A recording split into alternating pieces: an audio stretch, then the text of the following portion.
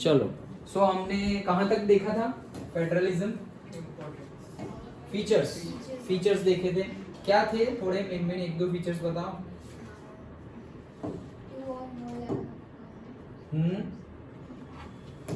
Different levels of government govern same citizen with their authorities. Correct, okay, so same citizens होंगे। Different if disputes between different levels of government, then decision will be taken from Supreme Court. हाँ, correct, okay, that is also correct.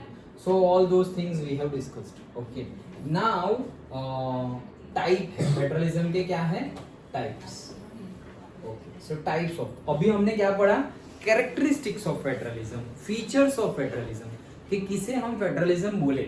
Okay, तो वो characteristics थी। वो characteristics suppose तुम्हें कोई particular country में दिखे, कि सपोज श्रीलंका में तुम्हें वो कैरेक्टरिस्टिक्स दिख रही है, so you can tell that Sri Lanka is a federal country. हमारे अंदर दिखे तो तुम बोल सकते हो कि India is a federal country, like that. और जहाँ पे ना दिखे उसमें हम बोल सकते हैं कि it is non federal, federalism is not practised there.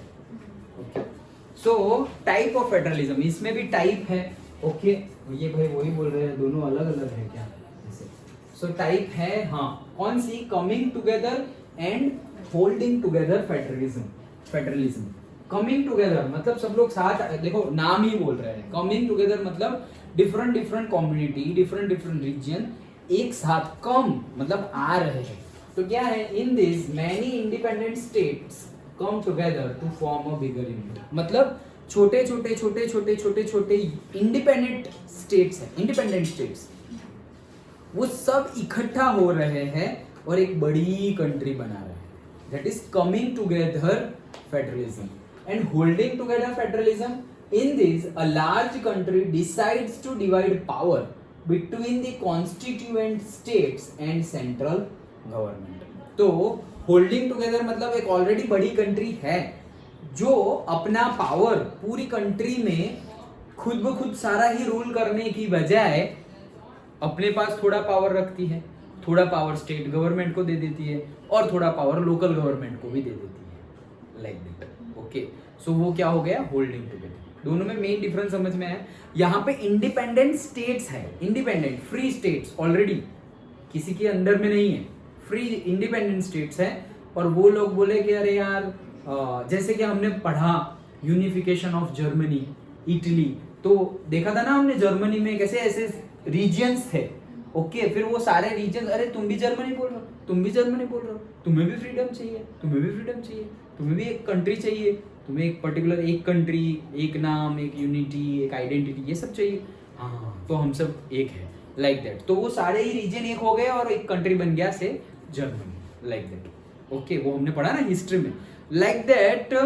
अगर इंडिपेंडेंट स्टेट्स है और वो लोग साथ मिल रहे हैं, क्यों साथ मिल रहे हैं? क्योंकि उनका मानना है कि भाई अगर इतने छोटे हैं, ओके, एक ये है और एक ये है, तो हम दो छोटे हैं, इससे अच्छा है एक दो ऐसे एक बड़ा बन जाए, तो शायद हमें छोटे पे कोई अटैक कर सकता है, छोटे को शायद कोई इंपॉर्टेंस ना दे, छोटे के साथ कोई बिजनेस ना करे। अब हम बड़े हो गए हैं, हमारे साथ बिजनेस करेंगे, कोई अटैक नहीं करेगा, सेफ्टी रहेगी, सब कुछ, सारी तरह की बेनिफिट्स मिलेंगे।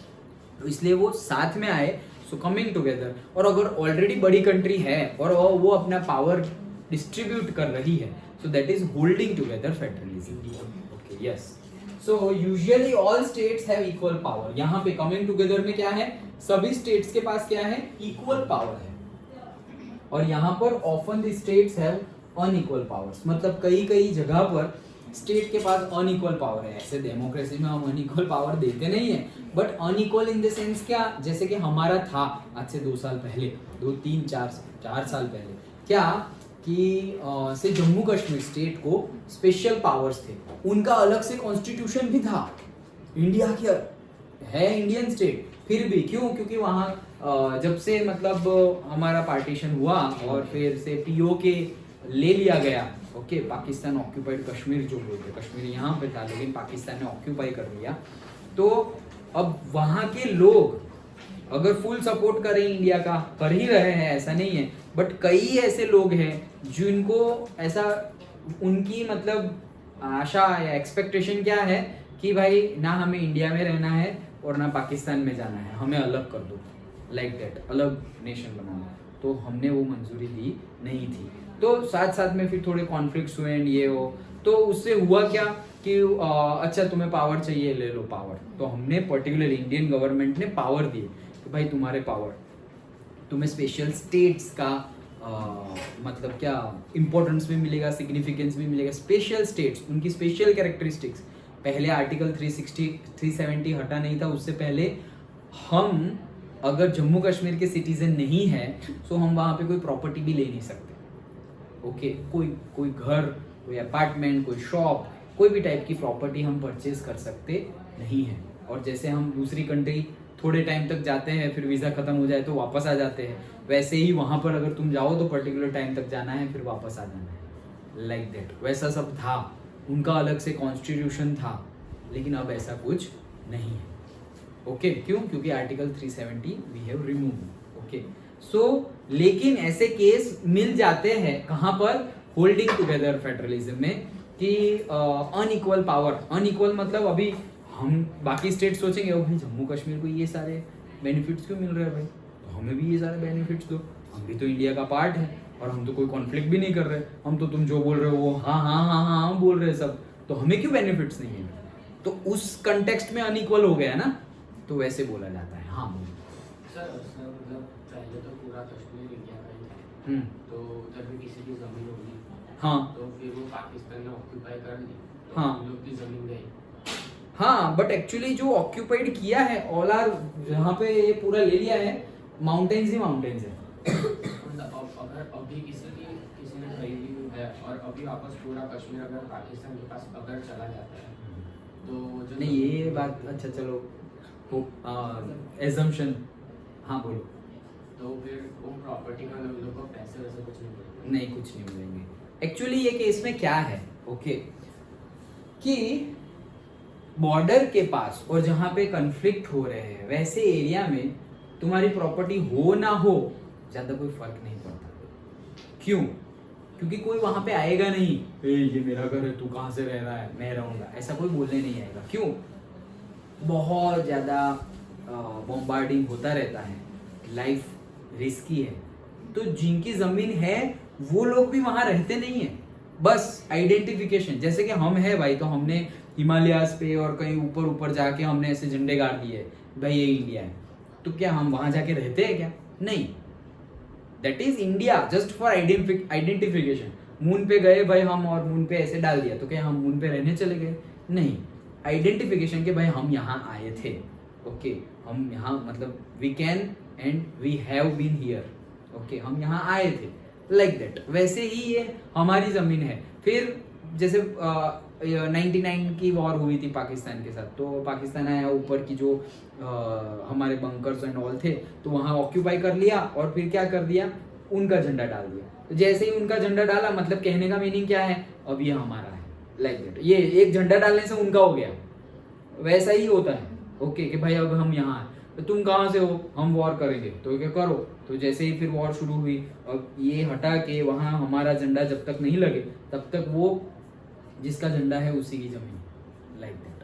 ओके, तो जमीन किसी की होती नहीं है। और जो तुम पूछ रहे हो कि अगर किसी की है और फिर किसी ने ऑक्यूपाई कर लिया तो चली गई, हाँ चली गई ही माना जाएगा। ऐसा समझो कि अभी चली गई in the sense, now it depends on the government कि वो क्या प्रोवाइड कर रही है।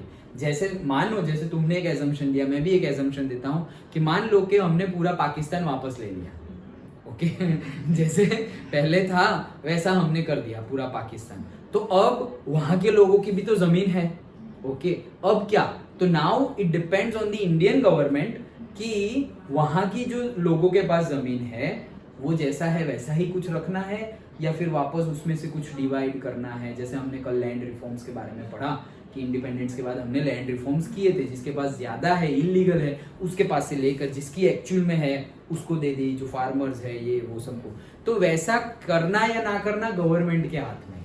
ओके, और अगर गवर्नमेंट ने ले भी ली, जैसे कि पीओके ले लिया, तो जो तुम बोल रहे हो ना, वैसी जमीन जहाँ पे है ना, वहां पे लोग तो नहीं रह रहे, लेकिन वहां पर इलीगल एक्टिविटीज होती है। आज की डेट में भी मीटिंग्स होती है, इलीगल एक्टिविटीज होती है, ओके, वहाँ पे सब ये जो गोला बारूद जो आर्म्स है वो वहाँ पे स्टोर किया जाता है, क्योंकि वहाँ कौन चेक करने जाए, लाइक दैट। ओके, सो ये इलीगल एक्टिविटीज वहाँ पे होती है। Now it's up to them कि उनको वो जो उन्होंने ले ली है जमीन उसका कैसे यूज करना है। इट्स लाइक कि तुमने कोई कंट्री को ऑक्यूपाई कर लिया है, ओके, जैसे हमने बोला ना पाकिस्तान को हमने वापस ले लिया, तो अब तुम पाकिस्तान मतलब Pakistan in the sense what, जो जमीन है और जो लोग है, तो तुम क्या करना चाह रहे हो, तो भाई जो लोग हैं उनको जॉब मिलेगी ये वो, तो तुमने इक्वल कर दिया।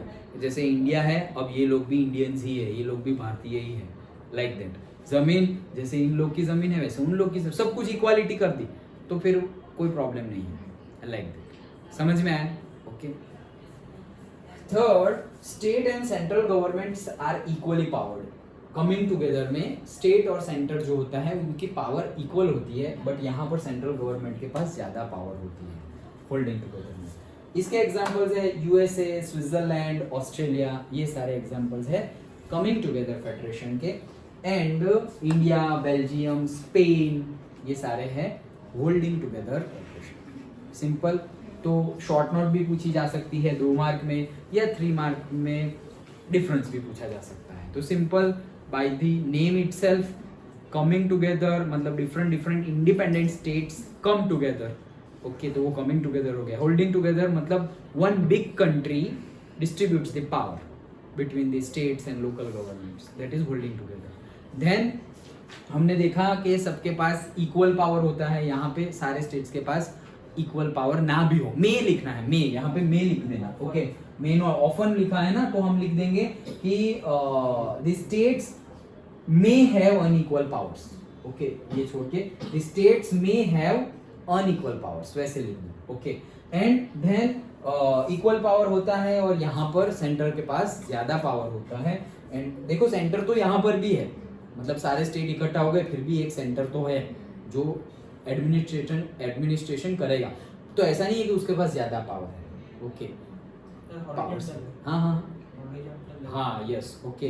तो वो हॉरिजॉन्टल एंड वर्टिकल वो हम देखेंगे। हॉरिजॉन्टल एंड वर्टिकल मतलब कि पावर को तुम इक्वली ऐसे हॉरिजॉन्टली डिस्ट्रीब्यूट कर दो। हॉरिजॉन्टली डिस्ट्रीब्यूट करना मतलब क्या, कि जैसे कि मेरे पास कोई पावर है, वो मैंने आधी पावर सपोज मैम को दे दी, ओके, तो ये मैंने क्या कर दिया, हॉरिजॉन्टल वेल्थ, जैसे हम वेल्थ को डिस्ट्रीब्यूट, मेरे पास कोई वेल्थ है, कोई प्रॉपर्टी है, तो मैंने वो आधी प्रॉपर्टी मैम को सपोज दे दी, तो ये क्या किया मैंने, मेरी प्रॉपर्टी वेल्थ का हॉरिजॉन्टल डिस्ट्रीब्यूशन किया। लेकिन अब सिर्फ मेरे पास जो वेल्थ है वो मैं मेरे अपने बेटे को बेटी को दे रहा हूँ, तो ये क्या हो गया, वर्टिकल, मतलब मैंने अपना उसको दे दिया, ओके।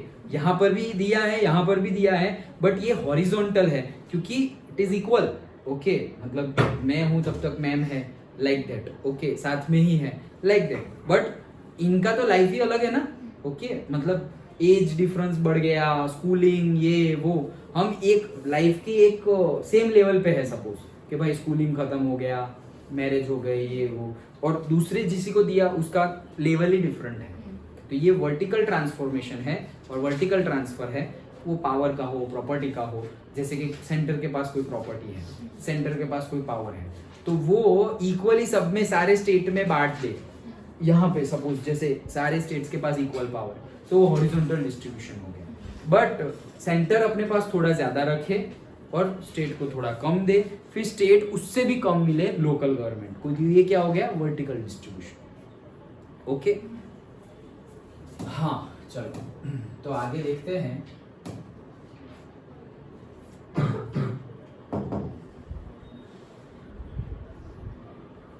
आगे देखते हैं, India is a federal country, तो उसके बारे में हम देखते हैं क्या क्या है, okay.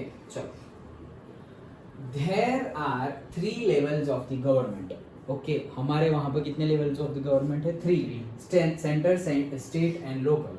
Their existence and authority is constitutionally guaranteed, मतलब उनका एग्जिस्टेंस, वहाँ जो भी एडमिनिस्ट्रेशन हो रहा हो वो कॉन्स्टिट्यूशनली गारंटीड, मतलब क्या, अकॉर्डिंग टू कॉन्स्टिट्यूशन होगा, मतलब ऐसा नहीं है कि कोई अपने ही मन मर्जी का कुछ कर सके, ओके। किसी के पास फ्री विल नहीं है, जैसे कि हमने फीचर्स में देखा था फेडरलिज्म के, कि किसी के पास भी फ्री विल नहीं है कि भाई कोई लॉ चेंज कर सके, ओके सेंटर और स्टेट दोनों को मिल अगर एग्री हो गए तो ही कर सकते हैं, अदरवाइज नहीं, फ्री विल नहीं है किसी के पास। यहाँ पर भी वैसा ही है।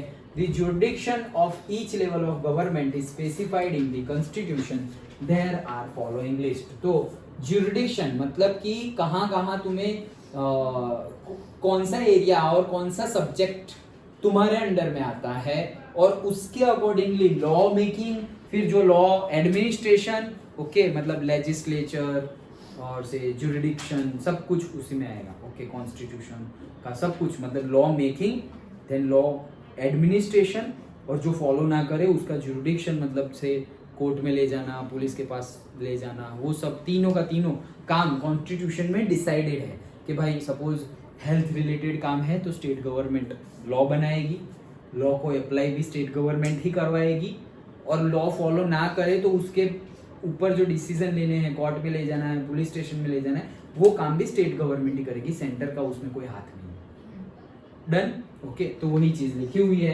तो कौन कौन सी चीजें किसके अंडर में आ रही है, तो देखो यहाँ पर एक होता है यूनियन लिस्ट। कौन सा list? Union list. So union list में क्या है, it contains subjects of national importance and requires a uniform policy throughout the country. तो नेशनल इंपॉर्टेंस जैसे कि आर्मी एंड ऑल वैसी सब्जेक्ट्स इसमें होंगे। Central government alone can make laws and related to this subjects, मतलब कि central government ही super power है यहाँ पर। यूनियन लिस्ट में जितने भी टॉपिक्स है और जितने भी सब्जेक्ट्स है उसमें सारा का सारा पावर किसका है, मतलब यहाँ पे बांट दिया गया है भाई, हेल्थ स्टेट का, बैंक सेंटर की, रेलवे सेंटर का, आर्मी सेंटर का, एजुकेशन स्टेट का, मैरिजेस स्टेट के, लाइक दैट बांट दिया गया है कि भाई इसका जो भी A to Z है सब कुछ तुम्हें संभालना है, लाइक दैट। अंडरस्टूड। तो यूनियन लिस्ट में वो आ गया। एग्जांपल्स है defence, banking, currency, foreign affairs etcetera. तो ये सब यूनियन लिस्ट में आ गया है। ओके देन स्टेट लिस्ट भी होता है, दैट इज इट कंटेन्स, देखो यहाँ मैंने लिखा हुआ है, यहाँ पे अप्रोक्सीमेटली 97 सब्जेक्ट्स है। कितने? 97 सब्जेक्ट्स इन द सेंस ये फिजिक्स केमिस्ट्री मैथ्स नहीं कौन से एरियाज, टॉपिक्स। सब्जेक्ट्स मतलब क्या, टॉपिक्स के इतने टॉपिक, जैसे ये एक सब्जेक्ट कहाँ गया, डिफेंस एक, बैंकिंग दूसरा, करेंसी तीसरा, वैसे टोटल कितने 97 सब्जेक्ट्स इसके अंदर इंक्लूडेड है। Then state list, it contains subjects of state and local importance and are of day to day administration. तो भाई यहाँ पे स्टेट और लोकल इंपॉर्टेंस के लिए जो हो, स्टेट के लिए इंपॉर्टेंस हो, लोकल गवर्नमेंट के लिए लोकली जो इंपॉर्टेंस हो, वो सब्जेक्ट्स यहाँ पे इंक्लूडेड है। और डे टू डे एडमिनिस्ट्रेशन मतलब रोज का रोज काम करना पड़ेगा कि आज ये है, आज ये है, आज ये है, like that. Okay state government alone can make laws related to this subjects. सारा का सारा अथॉरिटी किसका है, laws making, administration and follow up सब कुछ किसका है, स्टेट गवर्नमेंट का। Examples police, trade, agriculture, irrigation, commerce etcetera. Police भी उसी में आ गई, ट्रेड भी उसी में आ गया, एग्रीकल्चर इरिगेशन भी उसी में आ गया। Okay then concurrent list. Concurrent list क्या है, देखो it include subjects of common interest to both centre और स्टेट। दोनों की लिस्ट, मतलब पहला यूनियन लिस्ट देखा तो वो सेंटर के रिलेटेड था, फिर स्टेट लिस्ट देखा तो स्टेट के रिलेटेड था। अब कॉन्करेंट मतलब दोनों के इंटरेस्ट की बात चल रही है। It include subjects of common interest to both central and state government like educational, health, forest, marriage, adoption etcetera. Both the government can make laws on these subjects, but if their laws conflict, then the law made by the central government will prevail. तो अगर झगड़ा वगड़ा हो गया तो central government का decision final माना जाएगा, लेकिन दोनों गवर्नमेंट लॉ बना सकती है और दोनों गवर्नमेंट लॉ एडमिनिस्ट्रेशन भी कर सकती है। ओके ये हो गया हमारा concurrent list. And lastly residual list. ये जो मैंने जैसे कल तुम्हें टाइम ट्रैवल और उसका बताया था, ओके कि सपोज कंप्यूटर साइंस है, टाइम ट्रैवल्स है, इंटरनेट है, नए टॉपिक्स जो अभी अभी रिसेंटली डेवलप हुए हैं और आगे भी डेवलप हो रहे हैं, आर्टिफिशियल इंटेलिजेंस है, कुछ ना कुछ, सो वो सारे आ गए residual list. It include subjects that came up after the constitution was made, मतलब जब कॉन्स्टिट्यूशन बना तब वो टॉपिक्स नहीं थे, आर्टिफिशियल इंटेलिजेंस नहीं था, टाइम ट्रैवल अभी भी नहीं है, okay like that. Okay space related कोई पर्टिकुलर प्रोग्राम्स हो, तो वो कॉन्स्टिट्यूशन बनाता अगर नहीं है तो फिर वो इसमें आएगा रेसिड्यूअरी लिस्ट में। मेड लाइक कंप्यूटर साइंस, तो जैसे कंप्यूटर साइंस तब नहीं था कंप्यूटर साइंस, ओके अब आ गया है। According to the constitution the central government has power to legislate on residuary subjects. तो किसके अंडर में आएगा? Residuary central government. तो हमने तो बोला ही है, पहले ही बोल दिया है कि होल्डिंग टुगेदर में सेंटर के पास थोड़ा ज्यादा पावर तो होता ही है। ओके सो ये हमने देखा, okay 3 different levels. Then federal country के दूसरे देखो, जैसे कि ये पूरा क्वेश्चन ऐसे पूछा जा सकता है कि गिव एग्जांपल्स और से reasons why India is a federal country, और we India is a federal country explain, okay describe India is a federal country. तो वो सबके आंसर यही है। ओके 5 पॉइंट्स लिख देने हैं तुम्हें। थर्ड पॉइंट, ये सेकंड पॉइंट में सारा ही आ जाएगा। India is holding together federation. The constituent states do not have equal powers. देखा जम्मू कश्मीर वाली बात आई। Jammu and Kashmir was granted with special powers. It used to have its own constitution. Many provisions of Indian constitution did not apply on J&K. अरे तुम्हारा SIM card तक नहीं चलेगा, okay phone बंद हो जाएगा वहां जाएंगे तो, वो बॉर्डर में गए तो फोन बंद हो जाएगा, ओके तो मतलब फिर करें क्या? वहां से परचेस किया। जब मैं गया था 2009 और 10 में, जब मैं अमरनाथ गया था, तो जैसे ही तुम जम्मू कश्मीर के बॉर्डर में घुसो फोन बंद, ओके बंद। जैसे यहाँ से महाराष्ट्र चले गए, ओके तो कैसे ऊपर चेंज आ जाता है कि रोमिंग आ जाता है, ओके कि भाई महाराष्ट्र, फिर हमारा कुछ नहीं, चार्जेस तो वही लगेंगे। पहले तो चार्जेस भी डिफरेंट लगते थे, ये तो अभी चार्जेस सेम हो गया है पूरे इंडिया का, नहीं तो पहले अलग अलग लगता था, रोमिंग का चार्जेस डिफरेंट था, अब रोमिंग का चार्जेस सेम हो गया है। पहले रोमिंग का चार्जेस डिफरेंट था, मतलब अभी जितना चार्ज है, जैसे हमारा, जैसे कि तुम्हारा अनलिमिटेड फ्री है तो तुम महाराष्ट्र चले गए तो भी अनलिमिटेड फ्री ही रहेगा, पहले ऐसा नहीं था, ओके तो ये नए रूल्स आए हैं। सो कहने का मीनिंग क्या है कि वहां पर जाओ तो ऐसे बंद हो जाएगा फोन, अब करना हो तो क्या, वो डायल वाला लगाओ, फोन करो, अदरवाइज नया सिम कार्ड परचेस करो, वहां से सिम कार्ड परचेस करोगे तो आइडेंटिटी प्रूफ चाहिए, और आइडेंटिटी प्रूफ चाहिए तो वहाँ की आइडेंटिटी चाहिए, वहाँ की आइडेंटिटी कैसे लाओगे? ओके हाँ अलाउ करते हैं जो हमारा, बट वोटर आईडी नहीं, ओके दूसरा कुछ हो, पहले ऐसा होता था, फिर बाद में तो अब तो कुछ है ही नहीं, अब तो तुम्हारा चलता ही है सब कुछ, ओके तो यही है, स्पेशल प्रोविजन मिलते थे।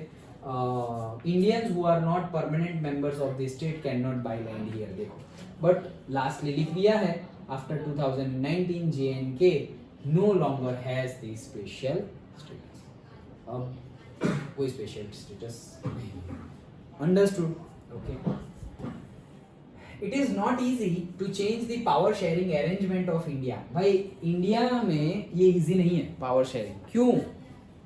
First, it has to be passed by 2/3 of majority of both the houses of the parliament. Then it has to be passed by the legislature of at least half of the total seats. मतलब कि इतनी बड़ी democracy, India is the largest democracy of the world, okay पूरे world की largest democracy India है। सो कोई भी तुम लॉ बनाओ, कोई भी रूल, तो दोनों houses, okay Lok Sabha Rajya Sabha, okay दोनों हाउसेस में से पास होना चाहिए 2/3 मेजोरिटी से, ओके 2/3 50-50 भी नहीं, 2/3 मेजोरिटी मतलब 75% हाँ बोलने चाहिए, तब जाके पास हुआ। अब वो पास हो गया, उसके बाद लेजिस्लेचर में भी, पार्लियामेंट में भी तुम्हें टोटल सीट्स के हाफ, मतलब सपोज तुम्हारी 450 सीट्स है, सो 225 से ज्यादा वोट्स तुम्हारे फेवर में होने चाहिए, तब जाके तुम जो बोल रहे हो वो लगेगा। ऐसे करके 370 हटाया है, और ये इसी वजह से 370 अब तक नहीं हटा था, क्यों? मेजोरिटी पावर कभी आई नहीं, जैसे अभी आई है, ओके वैसी पावर पहले, ऐसा नहीं कि बीजेपी की पहले गवर्नमेंट नहीं बनी, बीजेपी की गवर्नमेंट पहले भी बनी थी, अटल बिहारी वाजपेयी बने थे कितने तो, बट इतनी मेजोरिटी से नहीं बने थे, हम भी अलायंस करके बने थे। क्या करके? अलायंस, कोलिशन गवर्नमेंट, हम पढ़ेंगे अभी। सो अलायंस किया, कोलिशन गवर्नमेंट मतलब क्या कि भाई हम तो टोटल से 100 सीट्स है, हम 30 जीते हैं, तुम 20 जीते हो, आ जाओ हमारे साथ, तो हम दोनों की हो गई 50, ओके हाँ मतलब 51 होना चाहिए। सो टोटल हाफ से ज्यादा होना चाहिए इन शॉर्ट, ओके। सो हम दोनों मिल जाते हैं, 2 नहीं और 3 मिल जाते हैं। अभी देखो जैसे कि यूपीए का कितना बड़ा गठबंधन अलायंस हो रहा है for the next coming election 2024 के लिए। कितनी पार्टीज आई थिंक 17 से ज्यादा पार्टीज इकट्ठा होगी। 17 अकेला बीजेपी के सामने। ओके 17 पार्टीज और यहाँ पे सिर्फ एक बीजेपी। ओके सोचो कितना बड़ा अलायंसेस हुआ है। इसीलिए बोलते हैं ना one man army. We are not favouring but yes, हम पार्टी को फेवर नहीं कर रहे बट यस और प्राइम मिनिस्टर को हम फेवर करते हैं क्योंकि वो काम करते हैं, दिखता है। ओके दिखता है, इट्स नॉट लाइक कि भाई ऐसे ही जस्ट। बात है वो तो पर्टिकुलर चॉइस है, हम किसी को कुछ फोर्स नहीं कर सकते, ये तो हम सिर्फ अपनी बात कर रहे हैं। ओके लेकिन कोई भी डिसीजन हो तो इसीलिए मैंने जैसे बताया ना, नहीं तो हम पहले कब के कर देते आर्टिकल 370 कब का कर देते। सोचो 47 50 पकड़ो, 50 से लेके 20 70 इयर्स लग गए हमें। अच्छी बुलेट ट्रेन और से बुलेट ट्रेन का concept, fast rail concept. Okay ये अभी हम मतलब अभी मोदी जी आने के बाद फिर हर घर, अभी कुछ आया था हर घर नल योजना, मतलब पानी भेज रहे हैं। ओके हर घर में पानी भेज रहे हैं। उससे पहले हर घर में बिजली भेजी, उससे पहले हर घर के पास मतलब हर गांव में टॉयलेट बनाया, ये वो। भाई 70 साल 70 इयर्स लग गए तुम्हें पानी, इलेक्ट्रिसिटी, टॉयलेट बनाने में। Basic needs toilet. भाई घर में टॉयलेट नहीं है तो तुम्हारे पास एक पब्लिक बूथ नहीं हो सकता टॉयलेट का, जैसे हम होते हैं रेलवे स्टेशन के पास, बस स्टेशन के पास होते तो है। तुम पेड रखो, फ्री रखो, पेड रखो, बट रखो तो सही, बट है ही नहीं, फिर कहाँ जाएंगे। Okay like that. तो कितना बेसिक स्कूल्स, हॉस्पिटल्स, इलेक्ट्रिसिटी नहीं है, ये सब अभी हुआ लास्ट 7-8 इयर्स। ओके तो 70 इयर्स लग गए। 70 इयर्स मतलब 70 इयर्स में तो कोई फ्री हो जाए, कोई रूल कर रहा हो ना, तो इंडिपेंडेंट हो जाए। साउथ अफ्रीका नेल्सन मंडेला हमने नहीं पढ़ा। ओके तो इतना तो बहुत लंबा टाइम पीरियड होता है। तो तुम फ्री हो, तुम्हें कोई रूल नहीं कर रहा है, तुम चाहो वो कर सकते हो, तुम मेजोरिटी में हो। ब्रिटिश चले गए हैं, फिर तुम किसके लिए रुके हुए हो? कौन रोक रहा था तुम्हें ग्रोथ करने के लिए? ओके क्या थी 30 इयर्स। ओके सोचो क्यों ऐसा। मेन हम दूसरे टॉपिक पे जा रहे हैं, बट क्या, क्योंकि कभी ऐसा कोई आया ही नहीं कि सिर्फ एक ही मोटो हो के चलो कुछ करना है। ओके अभी मैं सपोज हूँ प्राइम मिनिस्टर, तो पहले कैसे भाई आ जाओ, बेटे को थोड़ा दे दो, ये तुम चीफ मिनिस्टर, तुम यूपी संभालो, तुम गुजरात संभालो, तुम महाराष्ट्र संभालो, अपने ही लोगों को सबको दे दिया कि तुम ये संभालो ये संभालो। अरे भाई उसका इंटेंशन भी है, उसको इंजीनियर बनना है और तुम उसको पॉलिटिशियन बना रहे हो, लाइक दैट। ओके मोनार्की, वो तो हम इंडिपेंडेंट हो गए थे, बट माइंडसेट वही था, नेपोटिज्म। मैं और मेरे उनपे का ग्रोथ हो जाना चाहिए, बाकी का जाए, लाइक दैट। तो वो डायलॉग था ना, वन मैन। बट मुझे भी अभी एग्जैक्टली याद नहीं, थोड़ा बहुत आगे पीछे का बोलो ना तो मुझे याद आ जाएगा।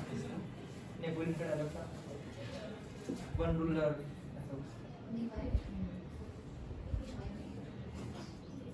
देखेंगे क्या हुआ,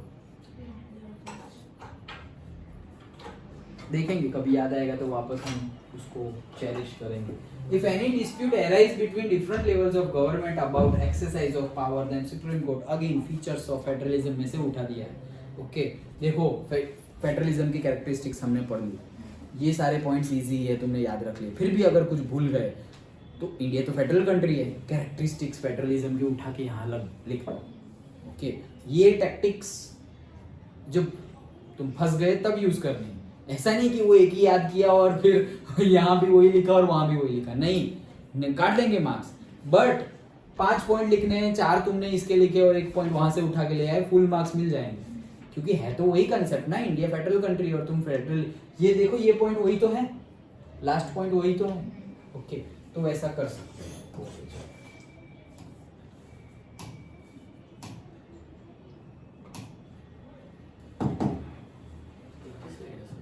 क्या हुआ? एक ही स्लाइड नहीं है, एक और है। चलो, सो अब हुआ क्या कि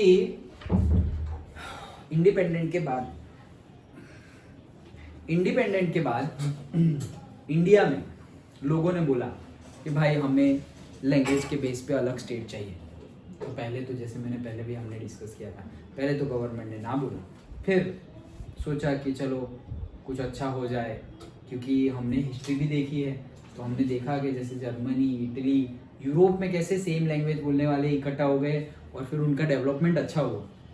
तो एक तो डिज़ायर थी, मांग थी लोगों की, एट द सेम टाइम चलो पॉजिटिव होने की, वो हमने नहीं बोला था ऑप्टिमिस्टिक एंड पेसिमिस्टिक, तो एक ऑप्टिमिज्म रख कर चलो कुछ अच्छा ही होगा, परमिशन दे दिया और लैंग्वेज के बेस पे स्टेट्स बन गए इंडिया में।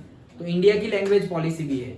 अभी लैंग्वेज पॉलिसी के ऊपर घुमा फिरा के कुछ भी पूछ ले, लिखना यही चीज है। ओके, क्या? The constitution does not give status of national language to any other language. Okay, India में कोई भी नेशनल लैंग्वेज नहीं है, not even Hindi, not even English. Okay, national language नहीं है।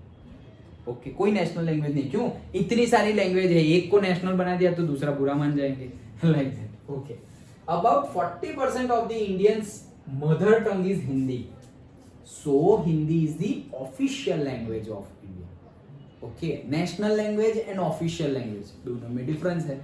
नेशनल लैंग्वेज कंपलसरी हो गया, ऑफिशियल लैंग्वेज मतलब ऑफिशियली वर्क का, भाई मुझे ईमेल लिखना है प्राइम मिनिस्टर को, तो मैं हिंदी में लिख सकता हूँ। ओके, लाइक दैट, वो ऑफिशियल काम हो गया, ऑफिशियल। ओके, सो ऑफिशियल लैंग्वेज, दो स्टेट के बीच में बात होनी है, सेंटर और स्टेट के बीच में बात होनी है। Okay, so that is official. Official communication के लिए क्या है? हिंदी है। Okay, but not a national language. तुम किसी को फोर्स नहीं कर सकते भाई हिंदी ही चाहिए, not like that. Besides Hindi, other 21 languages are recognized as scheduled languages by the Constitution. So, बाकी 21 लैंग्वेजेस को भी शेड्यूल्ड लैंग्वेज का दर्जा और से स्टेटस दिया गया है। किसने दिया है? आवर कॉन्स्टिट्यूशन ने, आवर गवर्नमेंट ने, कॉन्स्टिट्यूशन ने ही दिया हुआ। Next, a candidate in an examination. हाँ, तो कोई भी सेंट्रल लेवल की एग्जामिनेशन हो, यूपीएससी हो, ओके, आईपीएस, आईएएस की, रेलवेज की, एसएससी मतलब ये एसएससी नहीं सेंट्रल लेवल की एसएससी एग्जाम, तो वैसे कोई भी एग्जाम हो वो तुम दे सकते हो। किसमें? ये 21 बोला ना, उसमें से कोई भी लैंग्वेज। बोर्ड एग्जाम भी यस, बट सीबीएसई की बोर्ड एग्जाम। ओके, क्योंकि सीबीएसई सेंटर रूल कर रहा है और स्टेट बोर्ड स्टेट रूल कर रहा है। ओके, सो स्टेट बोर्ड एग्जाम तुम दो लैंग्वेज में दे सकते हो, एक वो स्टेट की मदर टंग और दूसरा इंग्लिश। हिंदी भी दे सकते हैं, ऐसा नहीं है, but for special occasion, special permission के साथ, अदरवाइज नहीं। क्योंकि जो हिंदी ऑप्ट कर रहा है उसको मदर टंग और इंग्लिश तो आती ही होगी ना, दैट्स इट। सो वही चीज है, states have their own official, नहीं ये रहा, examination for a central government position may opt to take examination in any of these language। कोई भी लैंग्वेज में तुम पेपर दे सकते हो। States have their own official language, सभी स्टेट की अपनी ऑफिशियल लैंग्वेज होगी और वो मदर टंग होगी। Okay, in which the government work takes place in respective state। English acts as medium of communication between central and state or interstate government work। English को भी importance दे रहे हैं हम, तो या तो तुम हिंदी में बात करो, ओके, और तुम बात करो से इंग्लिश में। ओके, सपोज साउथ इंडिया में से तुम बात कर रहे हो, सो रीजनल लैंग्वेज तो सेंटर को आने से रही, ओके, तो फिर इंग्लिश में कम्युनिकेशन हो जाएगा।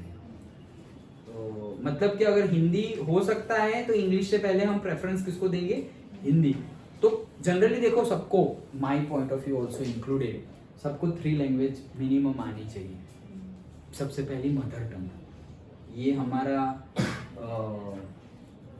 मिसफॉर्च्यून बोल सकते हैं, हमारा इन द सेंस, हमारा नहीं, मैं नहीं इंक्लूडेड हूँ, जो भी इंक्लूडेड है उसमें।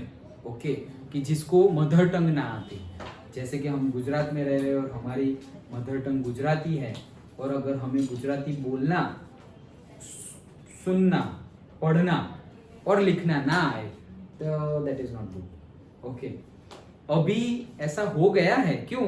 क्योंकि सब लोग कर रहे हैं तो सबने ऐसा ही कर दिया क्या कि भाई इंग्लिश मीडियम में पढ़े, कोई प्रॉब्लम नहीं है, इंग्लिश मीडियम में पढ़ो, बट साथ साथ में उसको भी उतना ही इम्पोर्टेंस देना चाहिए।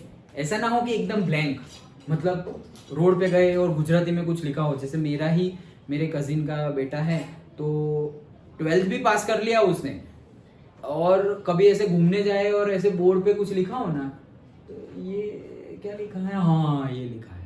अभी तो पढ़ सकता है, लेकिन पहले ऐसा था उसका कि वो पढ़ भी नहीं सकता था। तो सोचो, हम अगर रीजनल लैंग्वेज अगर हम पढ़ भी नहीं सकते, लिखा हुआ होगा कि भाई हाँ झाड़ेश्वर यहाँ जाना है, तुलसीधाम यहाँ जाना है, तो वो पढ़ भी नहीं सकते हम कि ये तुलसीधाम लिखा हुआ है। सो दैट इज नॉट गुड ना। मदर टंग इतनी तो आनी ही चाहिए हमें। ओके, सो ना आती हो तो सीख लेना। ओके, अभी नहीं सीखो तो कोई बात नहीं, 10th पे ध्यान दो, बट बाद में जो भी मदर टंग हो, जो भी, ऐसा नहीं है, हम तो अब तो कितना डाइवर्स हो गया है ना सब।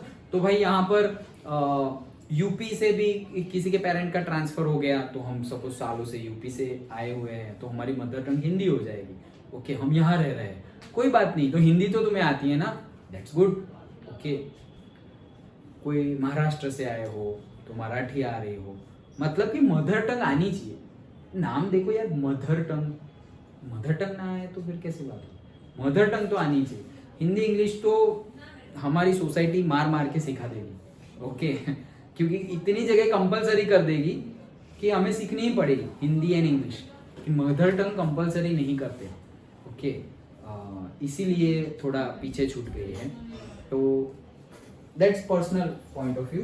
ओके, चलो, हाँ, नेक्स्ट आता है सेंटर और स्टेट के रिलेशंस कैसे होते हैं, और short note on centre and state relations. So देखो, for a long time the same political, India की बात चल रही है। Okay, so for a long time same political party ruled in centre and many of the states. This did not allow state governments to exercise their rights as autonomous federal units. India की बात चल रही है for a long time. अभी हमने बात की ना, 70 साल लग गए ये डेवलपमेंट करने के लिए। तो पहले तो ये पार्टी ही नहीं थी, ना बीजेपी, ना आप, ना ये, ना वो, ना शिवसेना, कुछ नहीं। इंडिया में सिर्फ एक ही पार्टी थी, कांग्रेस। ओके, तो एक ही पार्टी थी, तो सेंटर भी कांग्रेस रूल कर रही थी और स्टेट्स भी कांग्रेस ही रूल कर रही थी। तो होता क्या था, भले ही कांग्रेस रूल कर रही है, बट स्टेट्स जो है उनके पास कम पावर होगा, सेंटर के पास ज्यादा पावर होगा। तो होता क्या था कि स्टेट भले ही फ्री है, इंडिपेंडेंट है, भाई इंडिपेंडेंट हो गए हम, और स्टेट के पास भी स्टेट के पावर्स होंगे, बट वो कहने के पावर्स, एक्चुअल पावर्स वहां पर है। कहाँ पे? सेंटर में, क्योंकि सेम पार्टी रूल कर रही है सब जगह। कोई और सेम पार्टी क्यों रूल कर रही है? कोई ऐसा मजबूत ऑपोजिशन ही नहीं मिला हुआ, कोई स्ट्रॉन्ग ऑपोजिशन मिला ही नहीं सालों तक। फिर ये पहला पॉइंट उसमें आ गया। फिर क्या हुआ कि जब ऑपोजिशन मिला तो वो छोटी छोटी पार्टी बना के सपोज एक स्टेट में जीत गए, लेकिन सेंटर में तो वो आ ही नहीं पाएंगे क्योंकि इतनी मेजोरिटी भी नहीं है। तो तब भी क्या होता था कि सपोज एक स्टेट में जीत भी गए तो वो स्टेट को इंडिपेंडेंटली अच्छे से रूल ही नहीं करने देते थे। क्यों? सेंटर के पास ज्यादा पावर है। कॉन्स्टिट्यूशन का यूज करते थे, सुप्रीम कोर्ट के जज चेंज कर देते थे, कुछ ना कुछ कर देते थे, सो दैट स्टेट अपना काम ठीक से ना कर पाए। सोचो, सेंटर में अलग गवर्नमेंट है और स्टेट में अलग गवर्नमेंट है, और सोचो कि स्टेट का डेवलपमेंट सेंटर से भी अच्छा हो रहा है, मतलब कंट्री से भी अच्छा डेवलपमेंट हो रहा है पर्टिकुलर स्टेट का, जैसे कि कांग्रेस गवर्नमेंट में हो रहा था गुजरात का। ओके, जब कांग्रेस, मनमोहन सिंह जी की जब सरकार थी और नरेंद्र मोदी चीफ मिनिस्टर थे, तो गुजरात का नाम बिजनेस पॉइंट ऑफ व्यू से वाइब्रेंट गुजरात समिट, जैसे अभी G20 हुई ना, वैसे वाइब्रेंट गुजरात समिट होती थी। तो इतने मतलब सारे फॉरेन कंट्रीज के बिजनेसमैन आते थे गुजरात में बिजनेस डील करने के लिए। सोचो, जब सेंटर लेवल की ऐसी कोई मीटिंग ही नहीं होती थी, मतलब तुम कंट्री लेवल पे इतनी बड़ी मीटिंग नहीं कर सकते, लेकिन एक स्टेट ऐसा कर रहा है तो क्या इज्जत रह गई फिर? तो हुआ क्या फिर? ऐसा पहले भी होता था कि स्टेट थोड़ा भी अच्छा करने जाए तो करेंगे क्या भाई, कॉन्स्टिट्यूशन का यूज करके, सुप्रीम कोर्ट का यूज करके। नहीं, मोदी जी को भी 9-9 घंटे जेल इंक्वायरी में बिठाया गया है। ओके, वो जो गोधरा कांड हुआ था उसके रिस्पेक्ट में। ओके, कि भाई इन्होंने डिसीजन नहीं लिया, ये वो बहुत कुछ। 9 आवर्स, मतलब सुबह से तुम बैठे हुए हो, कंटिन्यूअस 9 आवर्स पूछताछ, इंक्वायरी, ओके, इंट्रोस्पेक्शन, कंटिन्यूअस। सोचो एक चीफ मिनिस्टर को ये ट्रीटमेंट, सोचो आम आदमी को कैसा ट्रीटमेंट, एक स्टेट के चीफ मिनिस्टर को ऐसा ट्रीटमेंट मिल रहा है, सीबीआई लगा दी ये वो। लेकिन सबकी बारी आती है, अब दूसरे लोग सीबीआई की जांच में फंस जाते हैं। हाँ बोलो। वो रिस्पेक्टफुली बात करते हो सर, वैसे मतलब वैसे क्या कहते हैं? हार्ड टोन में कौन? दैट डिफर्स, नहीं, दैट डिफर्स। हार्ड टोन में मोस्टली नहीं करेंगे। क्यों? क्योंकि जो पूछताछ कर रहे हैं उनको वही रहना है, उनको तो वही रहना है। जैसे कि पुलिस वाले पूछताछ करेंगे तो गवर्नमेंट कांग्रेस की हो या बीजेपी की हो, पुलिस वाले तो पुलिस वाले ही है, वो तो वही है। सीबीआई तो सीबीआई है, काम करने वाले लोग तो वही है, लोग थोड़ी चेंज हो जाएंगे। इसीलिए, और ह्यूमैनिटी तो है ही नहीं। देखा था हमने इतने डार्कनेस में एक glimpse of shine, Nelson Mandela jail में भी उनको एक्सपीरियंस हो गया, नहीं नहीं नहीं, होगा होगा कुछ अच्छा होगा, ऐसे नहीं है। हमारा देश में अभी भी मतलब ह्यूमैनिटी जिंदा है, लाइक दैट। वैसे ही ओके, ग्लिमर ऑफ शाइन नहीं देखा था हमने, वही चैप्टर में ये सेंटेंस था ना। तो लाइक दैट कि लोग तो वहीं के वहीं हैं। सो ऐसे टोन में बात तो नहीं करेंगे, लेकिन जितना वो कर सकते हैं अपर लेवल से उतना तो करेंगे। पूछो 9 घंटे और पूछो और पूछो, लाइक दैट। ओके, तो कहने का मीनिंग ये है कि अगर सेंटर और स्टेट, पहले तो ज्यादा पार्टी नहीं थी तो एक ही पार्टी रूल कर रही थी, इसलिए इनजस्टिस हुआ। फिर दूसरी पार्टी बनी, लेकिन वो पार्टी कुछ ज्यादा कुछ कर नहीं पा रही थी क्योंकि सेंटर में एक ही गवर्नमेंट कर रही थी। तो कॉन्स्टिट्यूशन का मिसयूज ओके भी हुआ है इंडिया में ही, वही सब बातें हैं। चलो, तो ये पहला point. Second, if the party ruling in state and centre was different, वो कैसा है, then central government often misused the constitution to dismiss the state government. State government के फिर से इलेक्शन करो, तुम लोगों ने चीटिंग की है, ओके, वो वोटिंग बूथ में चीटिंग की है और वोटिंग मशीन में, ईवीएम मशीन में चीटिंग की है, कुछ ना कुछ बहाना बना के डिसमिस कर देते थे। was controlled by their rival party, मतलब एक साइड कांग्रेस, दूसरी साइड बीजेपी, राइवलरी होगी, okay, like that. All these changed significantly after 1990. ये सब कब चेंज हुआ? 1990 के बाद। ओके, तो 1990 के बाद चेंज हुआ। क्यों, कैसे चेंज हो गया ये? क्योंकि पार्टी छोटी नहीं रही। जो छोटी पार्टी एक जगह पर एक रीजन के लिए काम करती थी, अब वो बड़ी पार्टी हो गई। जैसे कि आम आदमी पार्टी, सोचो आज से 10 साल पहले आम आदमी पार्टी सिर्फ दिल्ली में थी और सिर्फ दिल्ली को ही रूल करती थी। ओके, अब देखो, अब हर इलेक्शन में एटलीस्ट पार्टिसिपेट तो करती है। छोटी पार्टी है, आज भी छोटी है, लेकिन आज उतनी छोटी नहीं है जितनी 10 साल पहले छोटी थी। ओके, 10 साल पहले ओनली दिल्ली, राजस्थान, पंजाब में भी जीत गए थे। ओके, तो वो क्या कर रहे हैं, एक्सपांड कर रहे हैं, छोटी पार्टी छोटी रही नहीं। तो वैसे ही 1990 के बाद में सब चेंज हो गया। Okay, the time saw the rise of the regional party, political parties, मतलब रीजनल पॉलिटिकल पार्टीज है, पर्टिकुलर रीजन की अलग अलग पॉलिटिकल पार्टी है। जैसे कि हम शिवसेना देखें तो वो महाराष्ट्र की है, अब गुजरात में शिवसेना नहीं है। Okay, like that. फिर जैसे कि जेडीयू है, ओके, जनता दल यूनाइटेड, तो वो भी जगह, पर्टिकुलर जगह की पार्टी है। ओके, यूपी बिहार में। ओके, सो रीजनल पार्टी है, जैसे कि वेस्ट बंगाल, तो वो ममता बनर्जी की पार्टी, तृणमूल कांग्रेस ऐसा कुछ नाम है। ओके, तो वो भी क्या है, रीजनल पार्टी है। अब यहाँ पे हम इलेक्शन करेंगे तो उनकी पार्टी का तो नाम ही नहीं आएगा कि उनको वोट दे, नहीं, क्यों, वो रीजनल पार्टी है, वो रीजन की है। ओके, तो यहाँ पे क्या बोल रहे हैं कि ये जो रीजनल पार्टी थी उनका राइज हुआ, अब वो रीजनल आ रहे के नेशनल बन गई। ओके, जैसे कि आम आदमी पार्टी पहले क्या थी, रीजनल पार्टी थी, अब वो नेशनल पार्टी है, like that. This was the beginning of the era of coalition government at centre. तो ये एक टाइम पीरियड स्टार्ट हो गया जब कोलिशन गवर्नमेंट बना, मतलब कि दूसरे के साथ अलायंस, गठबंधन सरकार जिसे हम बोलते हैं कि भाई हमारे पास थोड़ी सीट है पर मेजोरिटी नहीं है, आपके भी पास थोड़ी सीट है, आपके भी पास मेजोरिटी नहीं है, चलो हम दोनों हाथ मिला लेते हैं तो हो गए मेजोरिटी, अब हम रूल करते हैं, लाइक दैट. चीफ मिनिस्टर मेरा होगा, डेप्यूटी चीफ मिनिस्टर आपका होगा, वाटर डिपार्टमेंट मैं संभालूंगा, एजुकेशन डिपार्टमेंट आप संभाल लेना, वैसे एरिया वापस डिवाइड कर देंगे. ओके, और वैसे अलायंसेस और से कोलिजन होता है.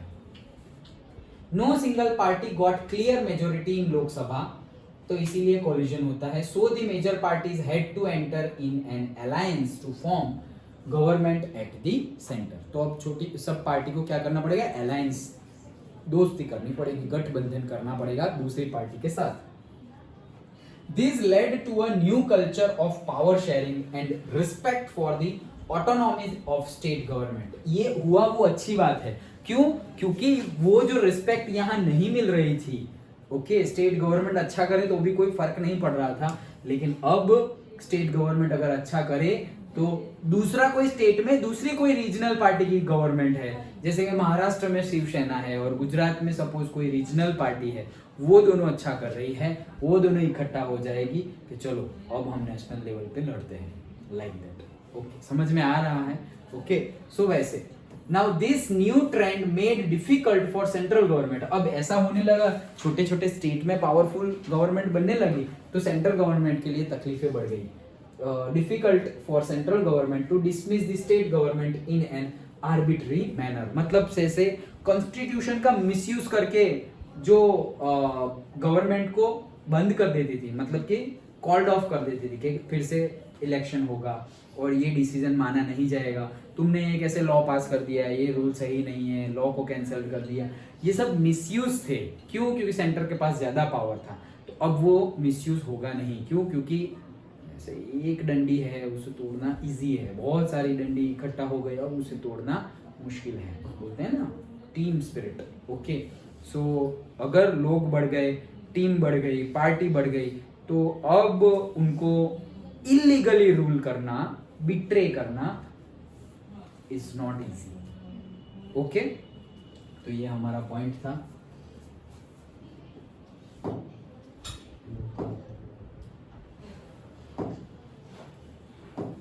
एंड द लास्ट पॉइंट,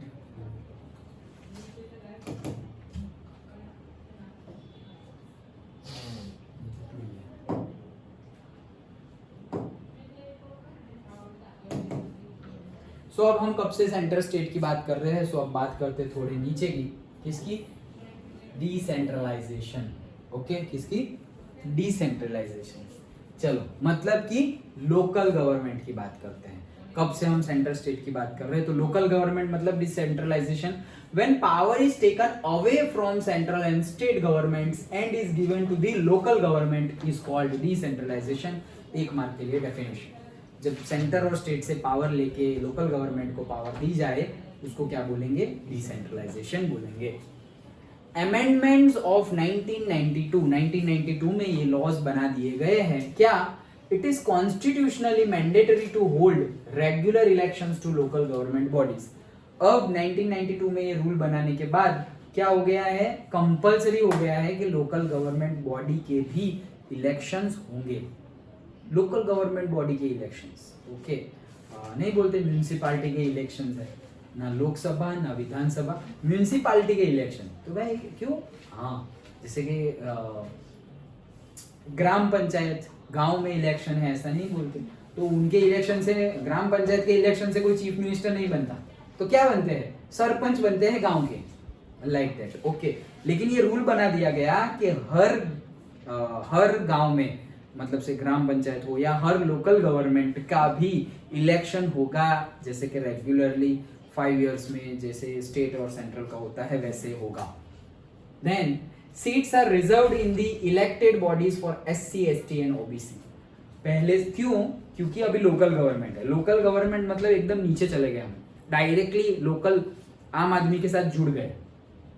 तो अब होगा क्या, यहाँ पे तो सभी टाइप के लोग होंगे, ओके, और ऐसे लोग होंगे जो कभी भी पॉलिटिकली इंक्लाइंड नहीं है, पॉलिटिक्स के साथ जिनका कोई लेना देना ज्यादा है नहीं। लोकल गवर्नमेंट में तो वही लोग होंगे, जैसे तुम देखो स्टेट गवर्नमेंट तो वो लोग एमपी बनेंगे, वो लोग एमएलए बनेंगे कि जो जिनका पास्ट और जिनके पेरेंट्स का पास्ट और कोई ना कोई रिलेशन हुआ हो पॉलिटिक्स के साथ। लेकिन लोकल गवर्नमेंट में ऐसा कोई रूल ज्यादा है नहीं, मतलब कि गांव का सरपंच कौन बनेगा, म्यूनिसिपालिटी का कौन बनेगा, तो उसके लिए ज्यादा कुछ नहीं है। आज तुम सपोज किसी और को देख रहे हो और अचानक से कोई दूसरा बन जाएगा, ओके, मतलब कोई जैसे कि स्कूल में मॉनिटर था और कॉलेज में जाके वो भाई जीएस बन गया, जनरल सेक्रेटरी, और फिर आगे जाके वो सपोज गांव का सरपंच बन गया, like that.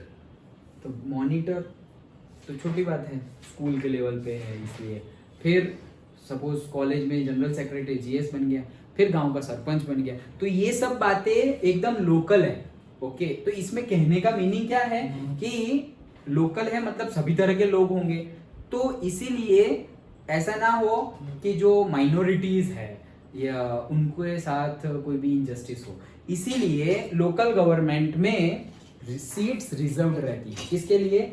SC category, ST category and OBC category के लिए सीट्स क्या है? रिजर्व्ड है, कि उनके साथ इनजस्टिस नहीं होगा।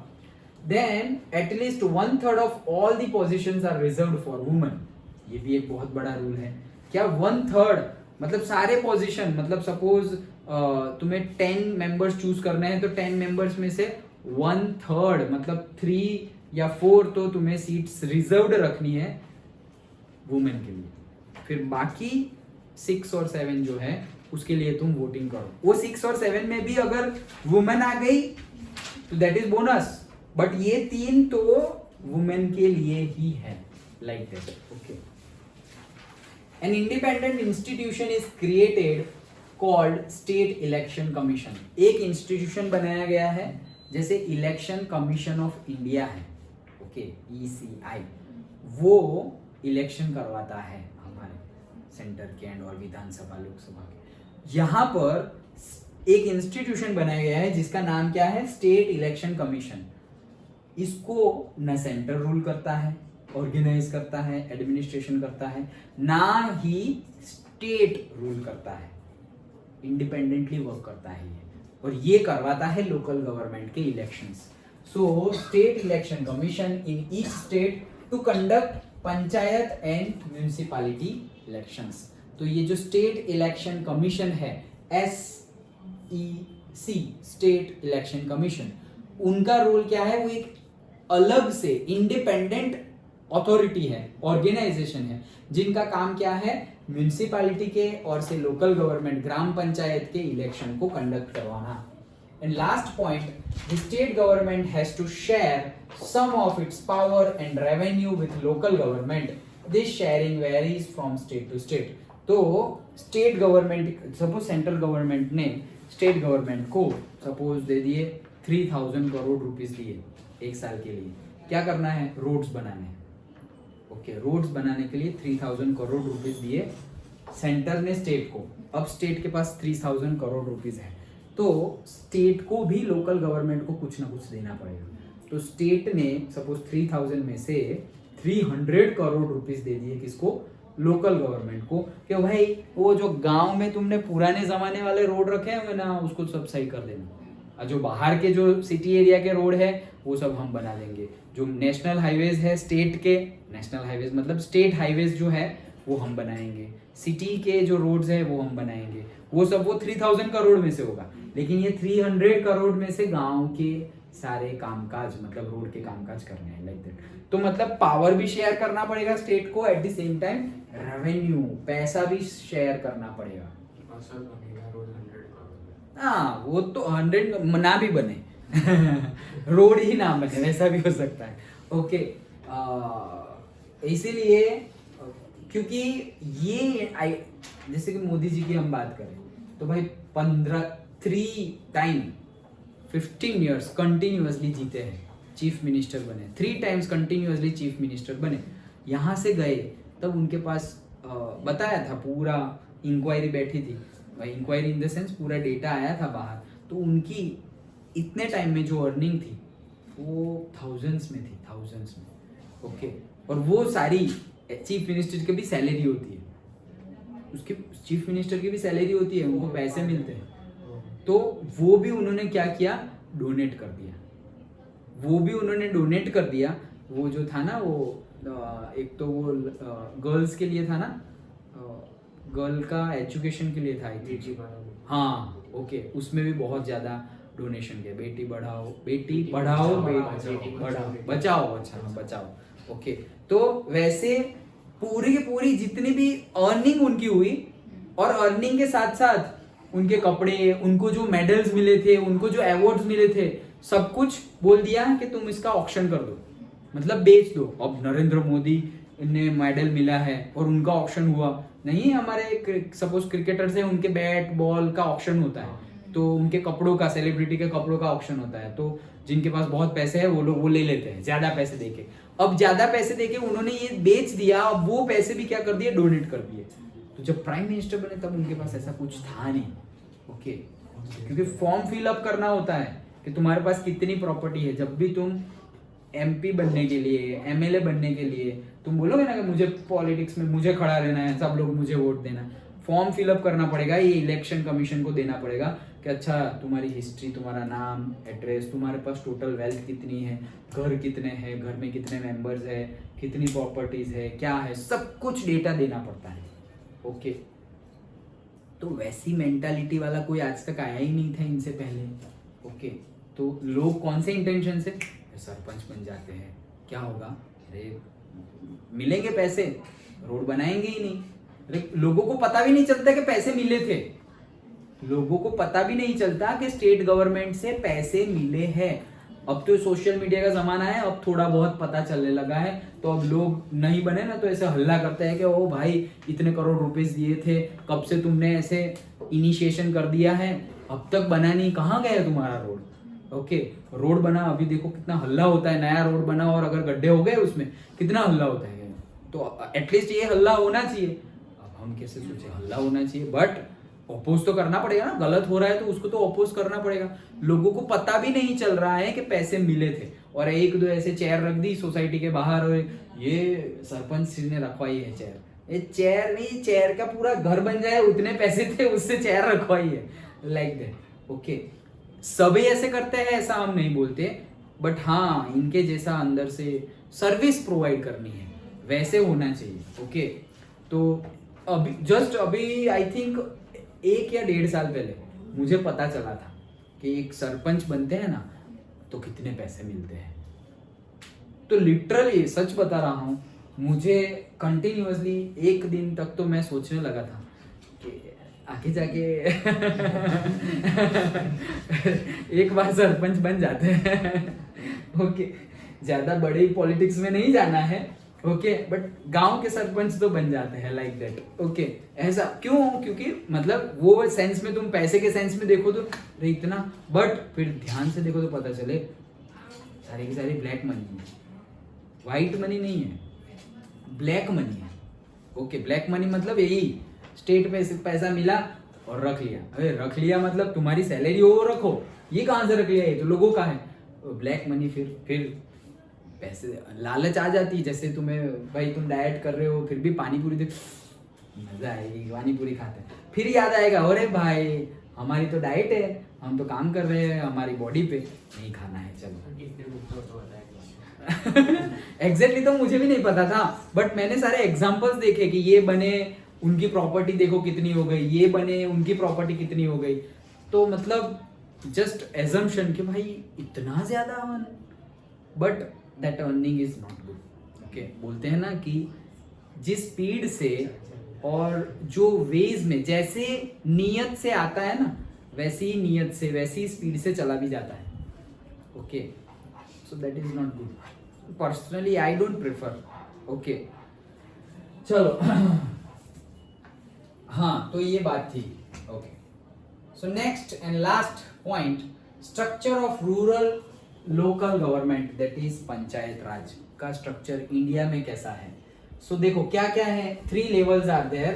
पहला है ग्राम पंचायत, तो उसमें क्या है, each village has a gram panchayat, council of ward members that is panch, and sarpanch which is elected by adult population of the ward और से विलेज। तो गांव है, गांव के सारे एडल्ट मिलकर एक सरपंच को चूज करेंगे और वो सरपंच मतलब वो गांव को रूल करेंगे। तो ये हो गया ग्राम पंचायत। डन। एक कमिटी भी बनाएंगे कि भाई सरपंच तो है लेकिन सरपंच की हेल्प के लिए फिर दूसरे मेंबर्स भी तो होने चाहिए, 8 to 10 मेंबर्स। तो वो मेंबर्स का भी इलेक्शन होगा कि भाई राइट हैंड है सरपंच के, लेफ्ट हैंड है सरपंच के, लाइक दैट। मतलब कि उनके अंडर में काम कर रहे हैं वार्ड मेंबर ही है क्या, that members of that gram panchayat. Okay.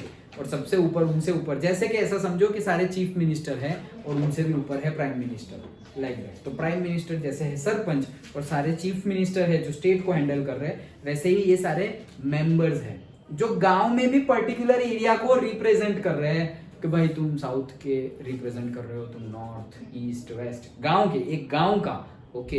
कि भाई तुम्हारे पास एजुकेशन ज्यादा है तो तुम एजुकेशन रिलेटेड तुम एक मेंबर हो, कि तुम्हारे पास एजुकेशन ज्यादा है तो तुम कुछ ना कुछ सजेशन तो दे सकते हो एजुकेशन के रिलेटेड।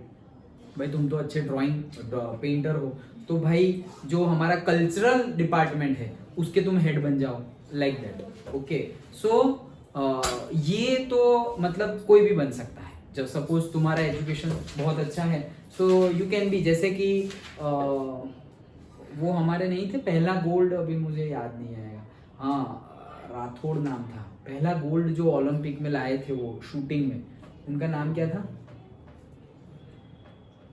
अभी वो इंडिया के स्पोर्ट्स मिनिस्टर है। ओके। राज्यवर्धन राठौड़ ऐसा कुछ नाम है शायद, नहीं संग्राम तो नहीं था।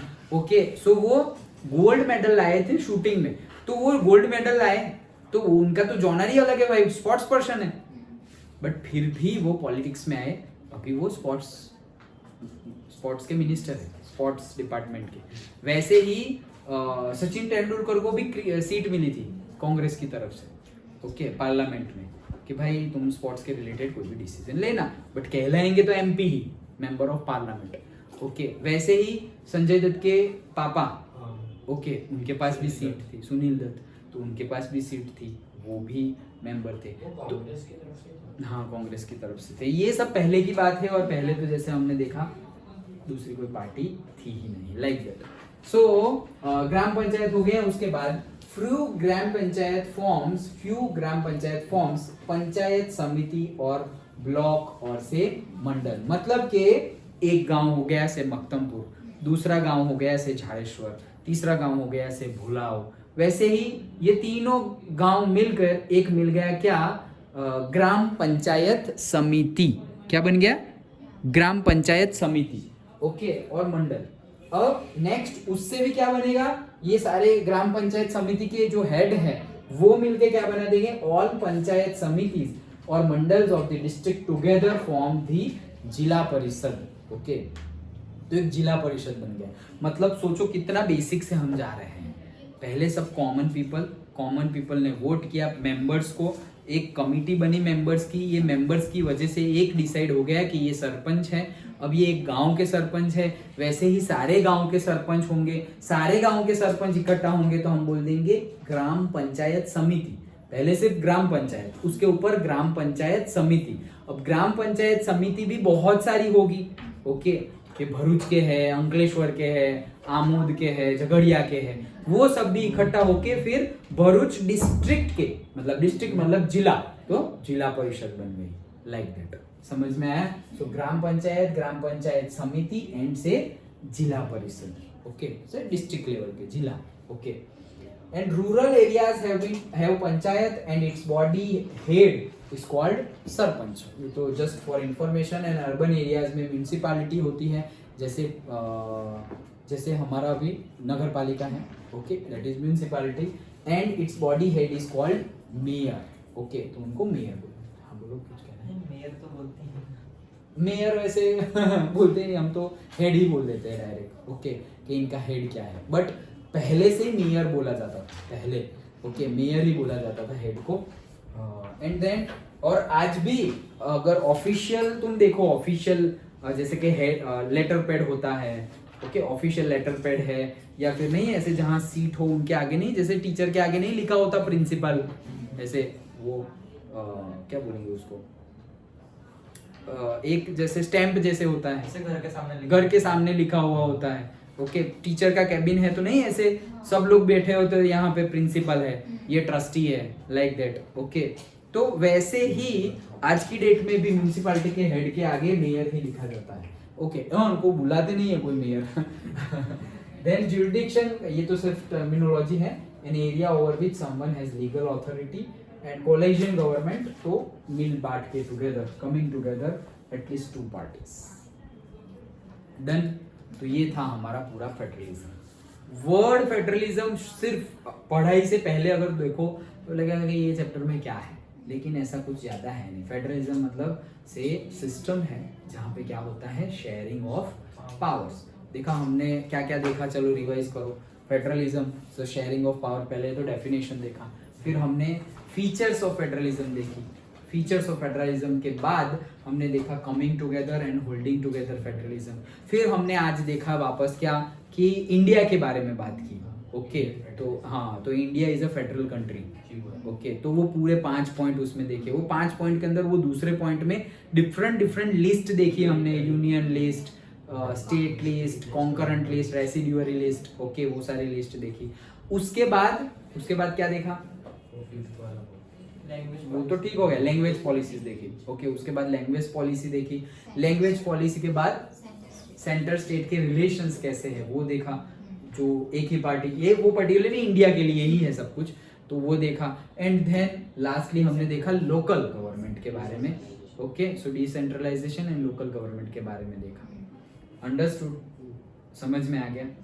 ओके, सो ये था हमारा चैप्टर फेडरलिज्म। टाइम है, सो थोड़ा हम स्टार्ट कर देते हैं क्या, ये क्या था, सिविक्स, तो हम इकोनॉमिक्स डिस्कस करें। क्यों?